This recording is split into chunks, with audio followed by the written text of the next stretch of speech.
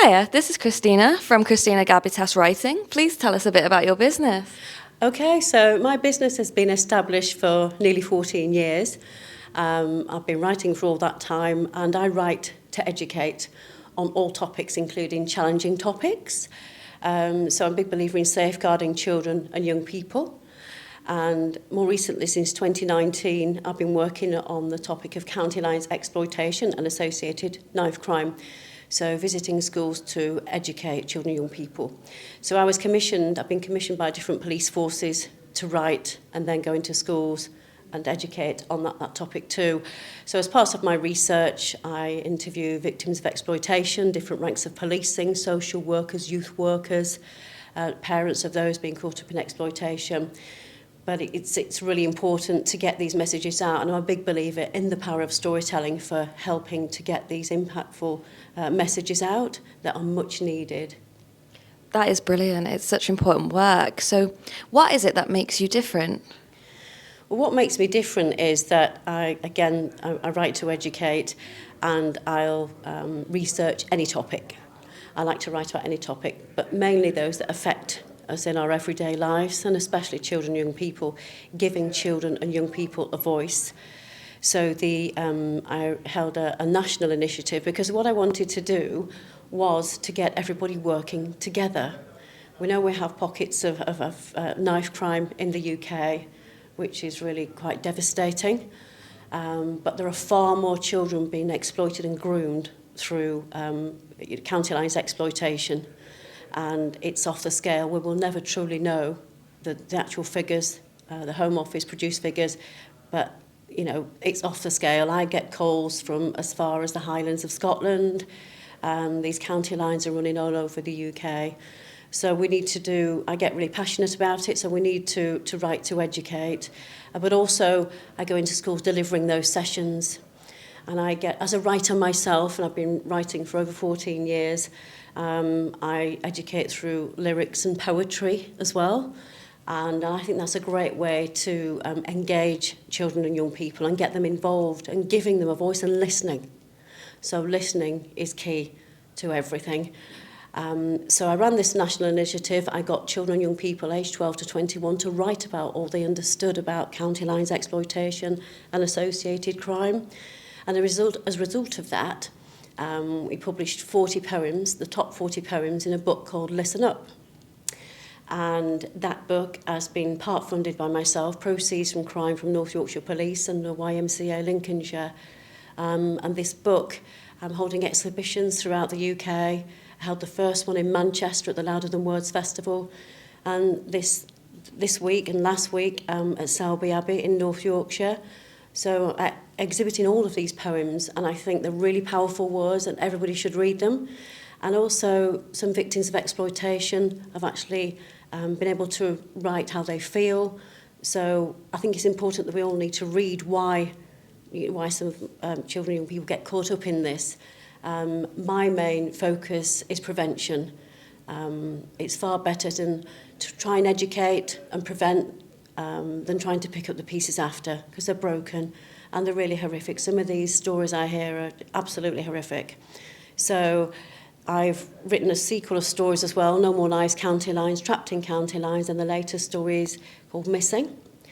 And these are a sequel of stories where children are groomed and exploited, and all the students in the schools wanted to know what happened to Luke, so we know that educating through narrative stories, writing, really does help to have that impact, that memorable impact. And I was advised by the Youth Commission, who have formed part of my research, to join TikTok. I'm too old for TikTok, and I don't put rubbish on there. But what I do is interview children and young people, teachers.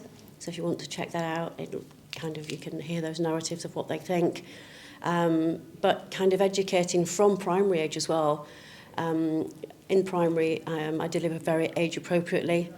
And first and foremost, to get the children to understand what it means when someone's trying to groom them. That's key, and the consequence of carrying knives. But this happens all throughout. And in the stories for the secondary age children, address the what debt bondage means, the drug debt, the cuckooing, what that means.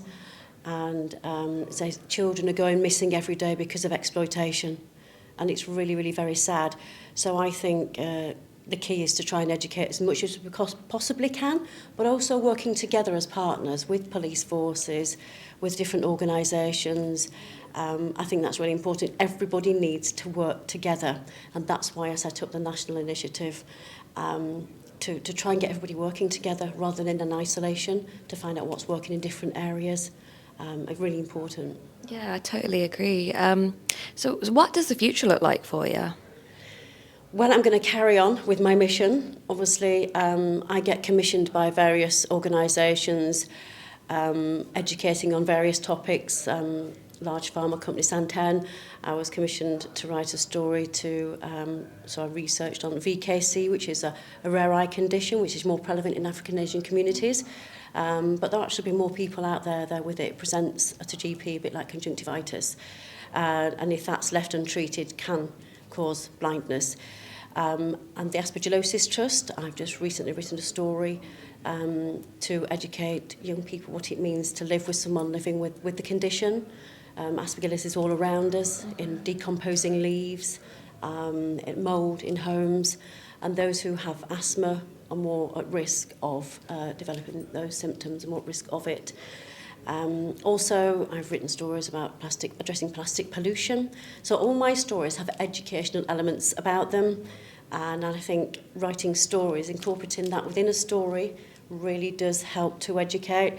And some of these stories have helped to educate parents and practitioners who don't understand about both the medical conditions I've written about, because they all have the specialties. But of course, when I'm researching, I research really well because I'm presenting these stories to the public, and especially with the county lines when you're educating children about these things. So I'm just going to carry on. I've just launched, the Missing Story's just been launched. They're freely available online, animations to watch with the words as well. They're done in comic strip style to engage any reader, so those who may struggle to read or not switched on to reading. But also next year, it's a national year of reading, so I'm promoting reading more. And on a separate head, I hold literature festivals as well, which is some of my voluntary work, giving children, young people in areas of deprivation access to free books and literature festivals. That's a separate arm to my writing. But focusing on my writing here, I will be concentrating on the topics I'm still writing about. I'll be visiting lots of schools with police forces in 2026. Again, it's not just something, I don't go into schools as a one-hit wonder. It's something that has to carry on and has that memorable impact. There's another initiative being launched connected to the Missing Story, to get them to understand about it. Wow, there's a lot to look forward to. But it has been wonderful speaking to you, Christina, and Thank you. congratulations on your award. Thank you very much.